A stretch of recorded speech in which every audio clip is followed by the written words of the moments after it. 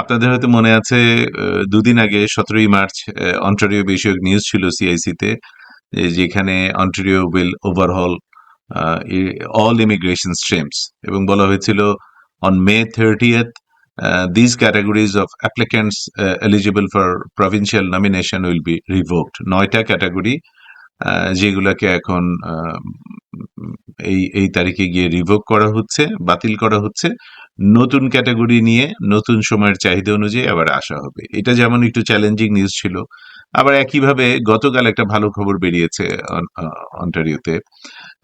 সেটা হচ্ছে যে Ontario Masters and PhD graduate selected for provincial immigration for the first time since 2024. 2024 পরে প্রথম মাস্টার্স এবং পিএইচডি গ্রাজুয়েটদের জন্য প্রভিন্সিয়াল নমিনিতে পিক করা হয়েছে।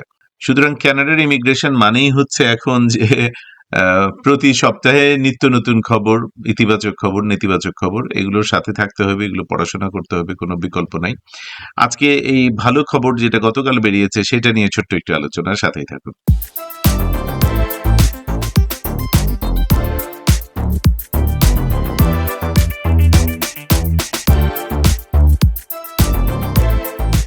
আমি শেয়ার করছি, এটা সিআইসির নিউজে প্রকাশিত, আমি স্ক্রিনে দেখাচ্ছি। এখানে টাইটেলটা হলো Ontario Masters and PhD graduates selected for provincial immigration for the first time since 2024.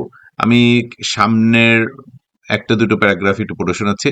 On March 18, the Ontario Immigrant Nominee Program issued invitations to apply under its master's graduate and PhD graduate stream for the first time in over a year.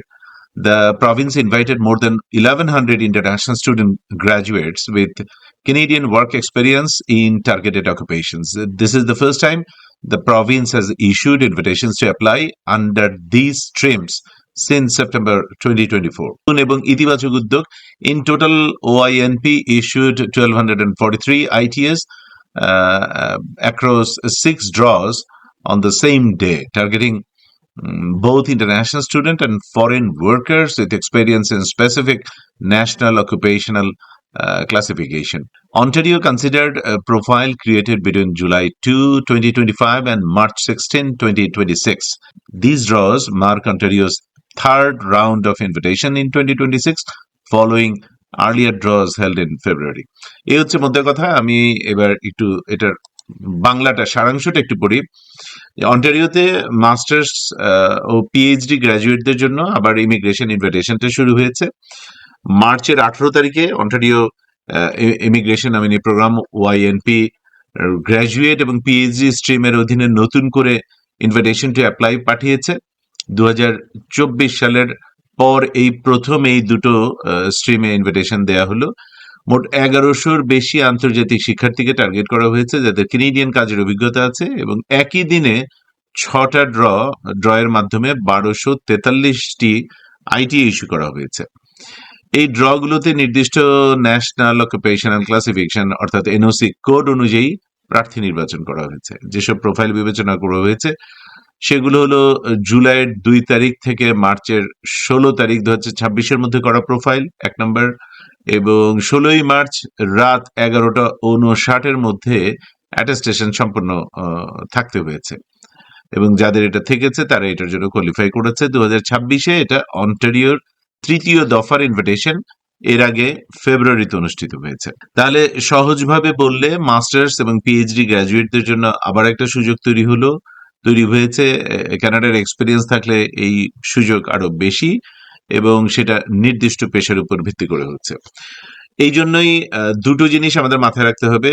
সেটা হচ্ছে যে কানাডার বিষয়ে আপনি আগ্রহী হলে সেটা যেই প্রোগ্রাম দিয়ে হোক, প্রতিনিয়ত ইমিগ্রেশনের এই নিউজগুলোতে কানাডা গভর্নমেন্টের সাইটে গিয়ে সিআইসি নিউজের মতো এরকম ট্রাস্টওয়ার্দি সাইটগুলোতে গিয়ে প্রতিনিয়ত পড়াশোনা করবেন এবং নোট রাখবেন। ভেরি ইম্পর্টেন্ট হচ্ছে আপনি নিজের জার্নালে ডেট অনুযায়ী নোট রাখবেন।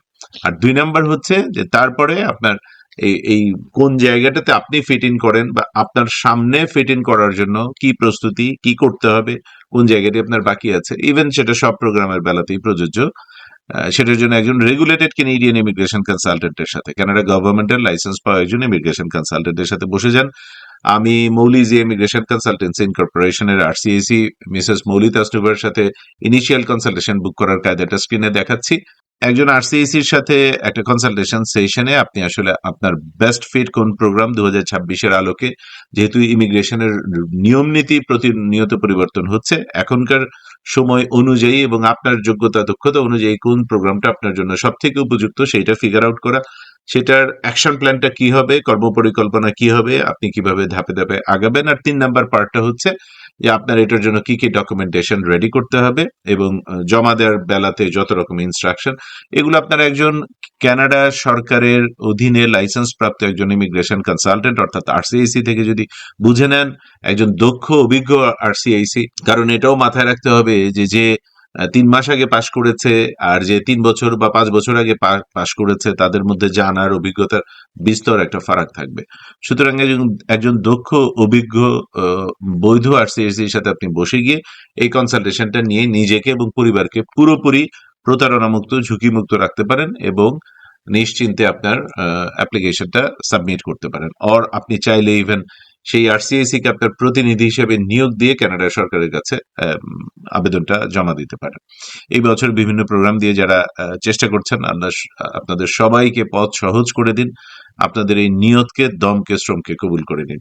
ভিডিওটি ভালো লাগলে আপনার সোশ্যাল প্ল্যাটফর্মে শেয়ার করুন। আর আমাদের এই প্ল্যাটফর্মে আপনি নতুন হলে আপনাকে আমন্ত্রণ রইল আমাদের সাথে যুক্ত হবার। আমাদের একমাত্র ফেসবুক পেজ যেখানে 4 লাখের উপর ভাই বোন যুক্ত আছেন, সেটাতে যুক্ত থাকুন, কারণ সেইখানে পাশাপাশি কেনেডিয়ান লাইফ এবং soft skills, English as a second language অর্থাৎ ইএসএল এর নানা রকম টিপস দেওয়া হতে থাকে। কানাডা বিষয়ে আগ্রহী হন আর দুনিয়ার যে কোনো জায়গায় আপনি থাকুন, যে কোনো জবে আপনার আগ্রহ থাকুক না কেন, বা যে জবটি আপনি করছেন না কেন, আপনার কমিউনিকেশন স্কিলসে দক্ষ হতেই হবে। এই জিনিসগুলো আপনার লাগবেই, আপনি যে কাজেই থাকুন, পৃথিবীর যে দেশেই থাকুন। সুতরাং আমাদের একমাত্র ফেসবুক পেজটা আপনাকে এই হেল্প করবে। পাশাপাশি একদম অথেন্টিক ইমিগ্রেশন গাইডেন্স তো থাকবেই। আর ইউটিউব চ্যানেলে এই গত 7-8 বছর ধরে একটা মাত্র আমাদের চ্যানেল দেখছেন আপনারা স্ক্রিনের উপর। সেখানে প্রতিনিয়ত ইমিগ্রেশনের একেবারে নিয়ম কানুন, কখনকার জন্য কি করণীয়, সেগুলো দেওয়া হচ্ছে। সুতরাং ওটাও সাবস্ক্রাইব করে রাখতে পারেন। সময় দেওয়ার জন্য আবারও ধন্যবাদ। ভালো থাকবেন সবাই। সামনে আবার দেখা হচ্ছে ইনশাআল্লাহ। আসসালামু আলাইকুম।